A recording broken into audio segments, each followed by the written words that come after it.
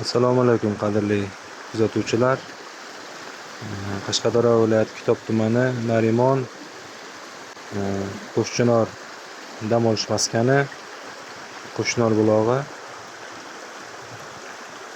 3 kunlik yomg'irdan keyin mana shunaqa buloqdan ajoyib darajada suvlar turibdi.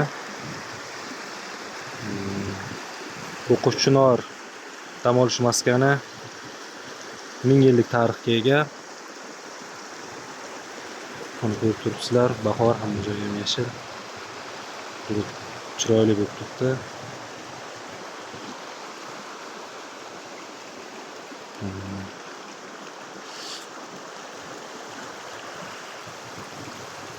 Bu yerdagi chinorlar ham eng kami 500 yillik, 300 yillik tarixga ega. Mana shu Qo'shchinor hovuzidan 5-6 taga yaqin qishloq, 1000 dan ziyod xo'jalik iste'mol suvi uchun foydalanadi. Mana ko'rib turgan ichidagi mana bu trubalar, suv quvurlari, bu hammasi qishloq aholiga ketgan. Mana bu ortiqcha suv soyga. Mana bu suv Toshqishloq uchun alohida bu yo'nalishdan ketgan. Ko'rib turibsizlar. Tepadagi uycha yoz oylarida bu yerga ko'p insonlar dam olishga keladi. Mana shu uycha ichida dam olish uchun hamma kerakli buyumlar bor. Ya'ni ko'rpacha, gilam, idish-tovoqlar, hammasi mana shuning ichida kerakli buyumlar, ro'zg'or buyumlar bor. Hozir tepadan chiqib ko'rsataman. Mana hovuzni tepa qismi. Bu yerda supalar qilingan. Bu taraf dam olishlik uchun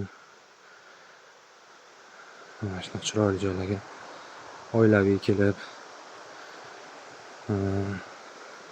dam olib, maza qilib, ayniqsa yoz kunlari mana chinorlar soyasi juda chiroyli, maroqli bo'ladi. Hop, mana hovuzimizni tepadan ko'rinish. Chuqurligi kamida hozir 2 metr.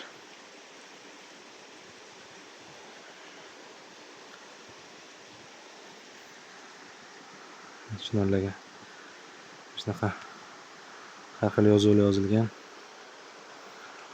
Bu yog'i dashtlik, tog'. Hozirroq buzloq yerdan keyin toshli yer boshlangan.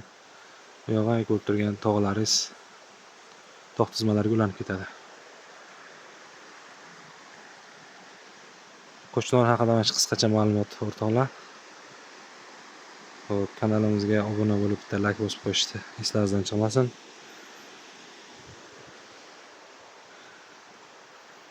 E'tiborlaringiz uchun rahmat.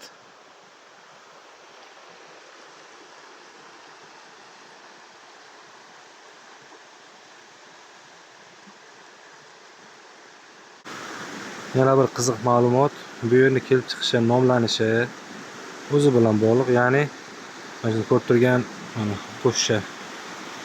Qo'shchinor deyilishi. Mana bunga o'xshagan qo'shcha bo'lib o'sgan chinorlar juda ham ko'p. Shuni hisobidan bu yer boyagi katta hovuz ustidagi chinorlarga ham xuddi shunaqa narsalar bor. Qo'shcha bo'lib o'sgan.